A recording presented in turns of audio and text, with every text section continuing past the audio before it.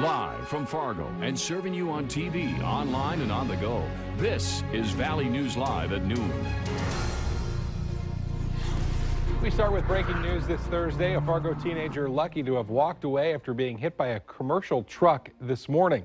Hi, everyone, and thanks for joining us. I'm Kyle Bosch. Fargo police say a 14-year-old girl was walking across 15th Street South near 15th Avenue this morning and thought she had time to make it, but was hit by the truck traveling at full speed.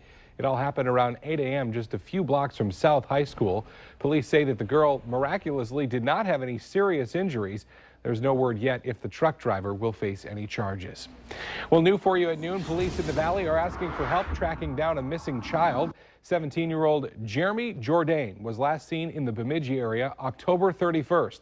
Police are asking people to check their properties and any outbuildings. And if you've had any contact with Jeremy or know his current whereabouts, call Bemidji Police. Their number is up on your screen right now, 218-333-9111. You can also call your local law enforcement. We are getting closer to the weekend and the weather just keeps getting better. Let's check in with meteorologist Lisa Green for a first look at our Thursday afternoon forecast. Yeah, conditions are really nice out there here for this afternoon. We've got conditions that are clear. We've had some fog this morning as well, but it's getting better out there. If we could switch over to our Max 2 weather computer, that would be great. We're looking at some conditions that are going to be pretty mild. Temperatures this afternoon into the 40s and low 50s, 51 degrees currently in Fargo. It's 54 in Detroit Lakes and in Fergus Falls, and 42 right now in Grand Forks, so it's a little bit cooler there. And we're looking at visibilities that are in the low end still. We're getting some better conditions out there here this afternoon. We're seeing those visibilities start to come up. In Grand Forks, we're at 3 miles, and in Cando at 9 miles, so that's much better. We were down to 0 in some spots.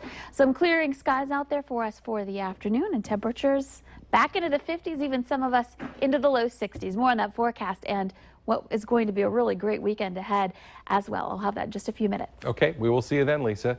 In our Campaign 2016 coverage this morning, with 5 days to go until Americans pick a new president, both sides are focusing on the issues that they think will resonate most with the voters. Hillary Clinton hammering away at Donald Trump's past comments about minorities, while Trump is taking aim at Clinton's email problems.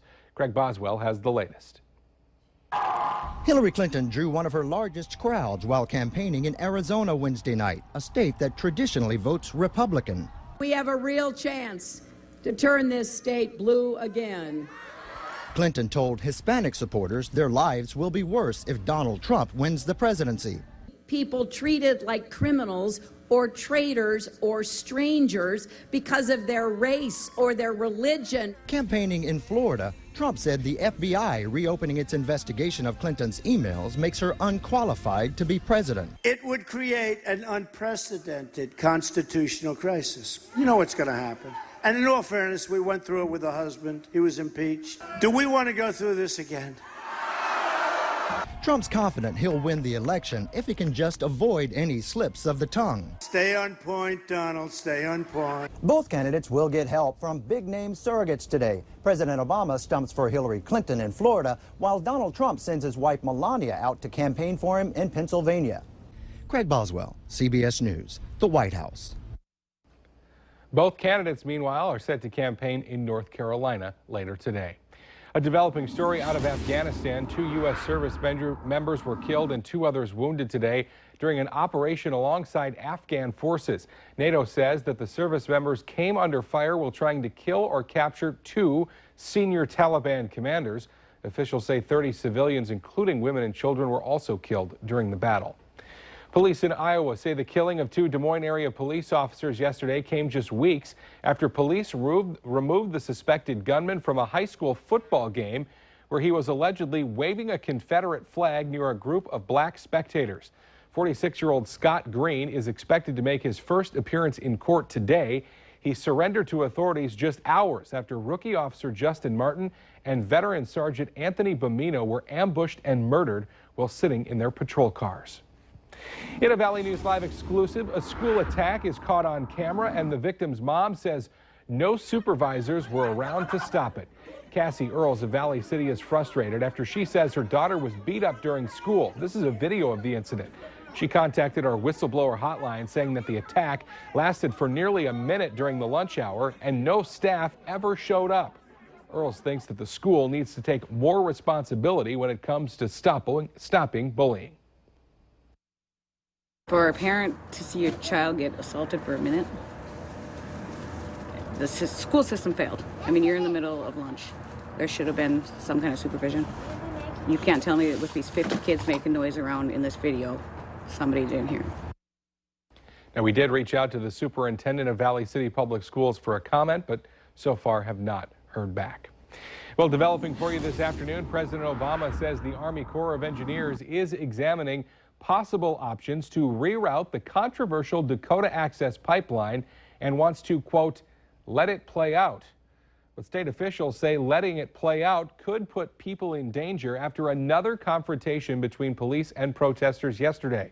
The latest incident happened on the banks of the Canapita Creek, which is about 40 miles south of Bismarck. The Army Corps of Engineers asked law enforcement to remove a makeshift bridge being built across that creek. Police used a boat to pull it apart, then had to use tear gas and pepper spray on those who refused to leave the area. The standoff finally ended when protesters returned to their main camp. One person was arrested. Well, in our consumer alert today, more than 3 million dehumidifiers are being recalled in the U.S. because they could overheat and catch on fire. The recall involves humidifiers made by GD Midea and sold under a more than 50 brand names, including GE, Honeywell, and Sunbeam. There have been 3 dozen reports so far of smoke and fire incidents and almost $5 million in property damage reported, but so far no injuries. Now, if you do own one of the dehumidifiers being recalled, you're told to unplug it and contact Midea for a replacement or partial refund. We have their number up on your screen right now, 1-800-600-3055. This year's hottest Christmas toy may have just hatched. Hatchimals have sold out online at 4 major retailers and are now on eBay at marked up prices. The interactive toys hatch from a plastic egg, and kids have to nurture the egg to begin the hatching process. They can then teach the toy to walk and talk.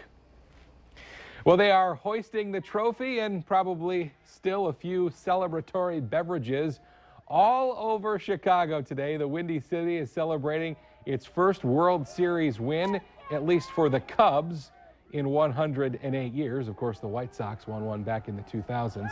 Hundreds of fans stayed up late to welcome the world champion Cubs home to Wrigley Field overnight. The Cubs winning Game 7 of the World Series in an 8-7 extra inning thriller over the Cleveland Indians. The Cubs blew a few leads, but ultimately came out on top last night. The party for the Cubbies going on still, flying the W over Wrigley Field. Go Cubs, go.